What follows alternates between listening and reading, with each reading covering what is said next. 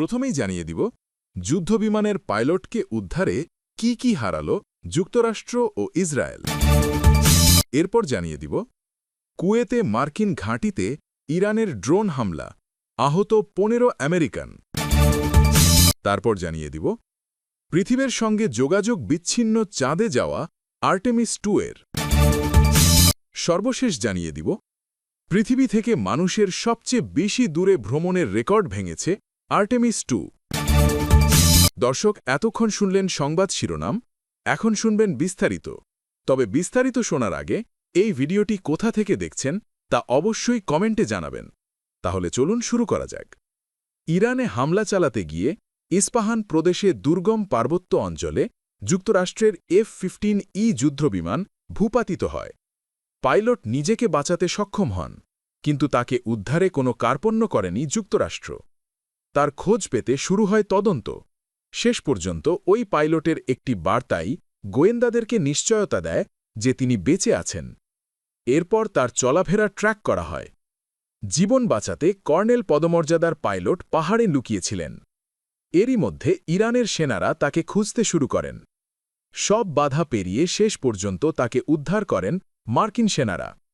তবে এক্ষেত্রে বড় ধরনের খেসারত দিতে হয়েছে যুক্তরাষ্ট্র ও ইসরায়েলকে। যুক্তরাষ্ট্রের 10টি এবং ইসরায়েলকে 1টি বিমান হারাতে হয়েছে। বার্তা সংস্থা রয়টার্স সূত্রের বরাত দিয়ে জানিয়েছে, পাইলটকে উদ্ধার করতে ইরানের মরুভূমির ওপরে অস্থায়ী এয়ারফিল্ড তৈরি করে ফেলে আমেরিকা। কিন্তু যখন সেই এয়ারফিল্ডে অবতরণের পরে অকেজো হয়ে পড়ে একটি মার্কিন বিমান। সূত্রের দাবি 1 নয় 2টি বিমান অকেজো হয়ে পড়ে। মরুভূমির বালিতে গেঁথে যাওয়ায় বা প্রযুক্তিগত কারণে বিমান দুটি অকেজো হয়ে পড়ে বলে ধারণা করা হচ্ছে। এরই মধ্যে আমেরিকার সেই অস্থায়ী এয়ারফিল্ডের অবস্থান অনুমান করে এগিয়ে আসছিল ইরানের সেনা। সে সময় বাধ্য হয়েই আমেরিকার অন্য যুদ্ধবিমান ডেকে পাঠান সেনারা। সেই বিমানে করেই ইরান ছাড়েন তারা। মার্কিন বার্তা সংস্থা AP একটি গোয়েন্দা সূত্র উদ্ধৃত করে জানিয়েছে, ইরান ছাড়ার আগে 1টি বা 2টি, সংখ্যাটা এখনও স্পষ্ট নয়, বিমান ধ্বংস করে বেরিয়ে আসেন তারা। সেই বিমান ধ্বংসের ছবি ইরান ও ইসরায়েলের কিছু স্থানীয় সংবাদ মাধ্যম প্রকাশ করেছে। বিমানের অবশিষ্টাংশ দেখে বিশেষজ্ঞরা জানিয়েছেন সেটি লকহিড মার্টিন C-130-এর MC-130J কমান্ডো 2 প্রজাতির। ওই যুদ্ধবিমানের মূল্য প্রায় $10 কোটি, বাংলাদেশি মুদ্রায় 1224 কোটি টাকার বেশি। মার্কিন বিমান বাহিনী সূত্রে জানা গেছে, বিশেষ অভিযানে কোথাও লুকিয়ে প্রবেশ করতে বা আটকে পড়া সেনাদের উদ্ধার করতে এই বিমান ব্যবহার করা হয়। মিলিটারি ওয়াচ ম্যাগাজিন জানিয়েছে, যুক্তরাষ্ট্র দ্রুত উদ্ধার অভিযান শুরু করার পর HC-130J combat king 2 personnel recovery support aircraft, HH-60W combat rescue helicopter এবং UH-60 ব্ল্যাক হক ট্রান্সপোর্ট হেলিকপ্টারগুলোকে ইরানের আকাশে উড়তে দেখা যায়।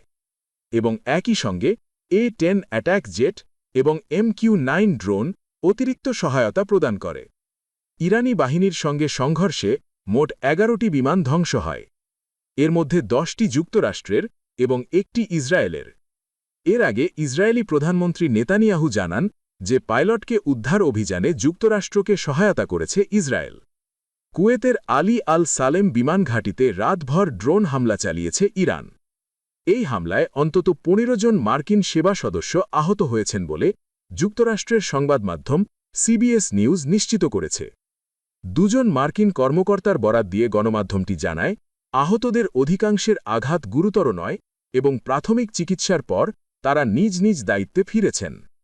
মধ্যপ্রাচ্যে ক্রমবর্ধমান উত্তেজনার মধ্যে কুয়েতের এই ঘাঁটিতে হামলার ঘটনাটি নতুন করে উদ্বেগের সৃষ্টি করেছে।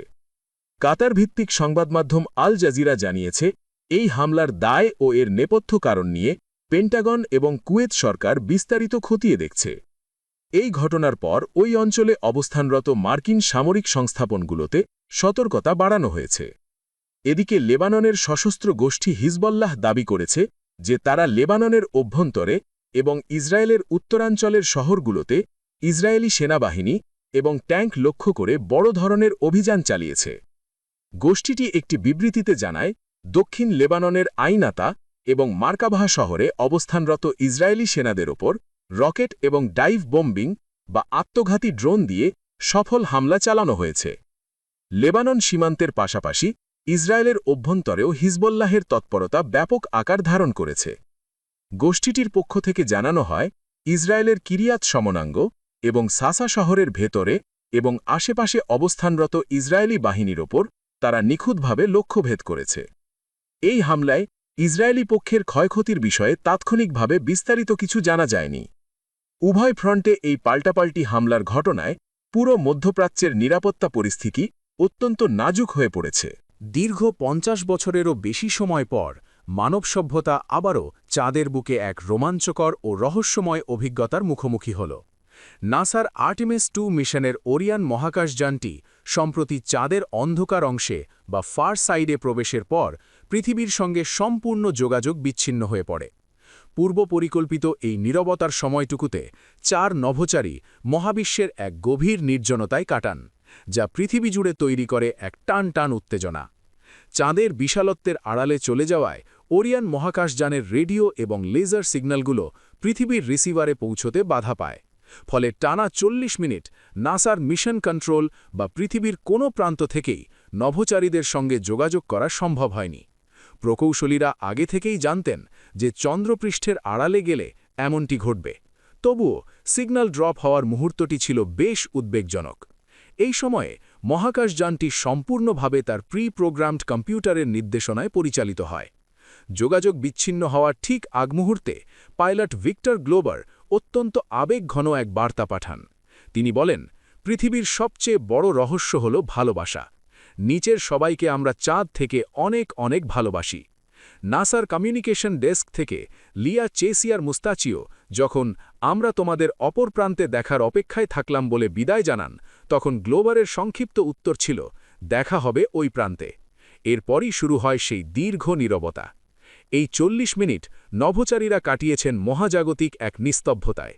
সেখানে মিশন কন্ট্রোলের কোনো নির্দেশনা ছিল না, ছিল কেবল মহাকাশযানের ইলেকট্রনিক যন্ত্রপাতির মৃদু গুঞ্জন। জানালার বাইরে তারা দেখছিলেন চাঁদের সেই রুক্ষ ও আদিম ল্যান্ডস্কেপ, যা মানুষ কেবল রোবটের মাধ্যমেই ম্যাপ করতে পেরেছে। সুউচ্চ পর্বত আর প্রাচীন উল্কাপাতের ফলে তৈরি হওয়া গভীর গর্তের সেই দৃশ্যগুলো ছিল একাধারে সুন্দর ও ভয়ঙ্কর। অবশেষে নীরবতা ভেঙে যখন ওরিয়ান আবার পৃথিবীর সিগন্যাল সীমানায় ফিরে আসে, তখন স্বস্তির নিঃশ্বাস ফেলে পুরো বিশ্ব। যোগাযোগ পুনরায় স্থাপিত হওয়ার পর ক্যানাডিয়ান নভোচারী জেরেমি হ্যানসেন নাসার ভিউইং গ্যালারিতে থাকা তার স্ত্রী ক্যাথরিন এবং ছেলে ডেভানকে উদ্দেশ্য করে বার্তা পাঠান। অত্যন্ত উচ্ছ্বসিত কণ্ঠে তিনি বলেন, আমরা এখানে কী পরিমাণ রোমাঞ্চ অনুভব করছি তা ভাষায় প্রকাশ করা কঠিন। চাঁদের অপর পিঠে থাকা এবং সেখান থেকে পৃথিবীর দিকে তাকিয়ে থাকা এক অসাধারণ অভিজ্ঞতা। আমরা দ্রুতই ফিরে আসছি। আর্টেমিস 2 মিশনের এই সফল ফ্লাইবাই এবং মহাকাশযানের গুরুত্বপূর্ণ ইঞ্জিন বর্ন সফলভাবে সম্পন্ন হওয়া নভোচারীদের পৃথিবীতে ফেরার পথ প্রশস্ত করেছে। চাঁদের রহস্যময় অন্ধকার অংশে কাটানো সেই ৪০ মিনিট মানব মহাকাশ গবেষণার ইতিহাসে এক অনন্য ও শিহরণ জাগানো মুহূর্ত হিসেবে লিপিবদ্ধ হয়ে থাকবে। মহাকাশ জয়ের ইতিহাসে এক নতুন মাইলফলক স্পর্শ করল নাসার আর্টেমিস 2 মিশন। পৃথিবী থেকে মানুষের সবচেয়ে বেশি দূরে ভ্রমণের দীর্ঘদিনের পুরনো রেকর্ডটি সোমবার ৬ এপ্রিল ভেঙে দিয়েছেন এই মিশনের ৪ সাহসী নভোচারী। ওরিয়ান মহাকাশযানে চড়ে তারা এখন মহাবিশ্বের এমন এক দূরত্বে অবস্থান করছেন যেখানে এর আগে কোনো মানুষের পা পড়েনি। সোমবার গ্রিনিচ মান সময় ১৫:৫৯ ৪,৭১,০০০ কিলোমিটার পথ অতিক্রম করার মধ্য দিয়ে এই নতুন বিশ্ব রেকর্ড প্রতিষ্ঠিত হয়। এর আগে ১৯৭০ সালে ঐতিহাসিক অ্যাপোলো 13 মিশনের নভোচারীরা পৃথিবী থেকে সবচেয়ে বেশি দূরে যাওয়ার গৌরব অর্জন করেছিলেন। দীর্ঘ ৫৬ বছর পর সেই রেকর্ড ভেঙে আর্টেমিস 2 মহাকাশ গবেষণায় এক নতুন যুগের সূচনা করল।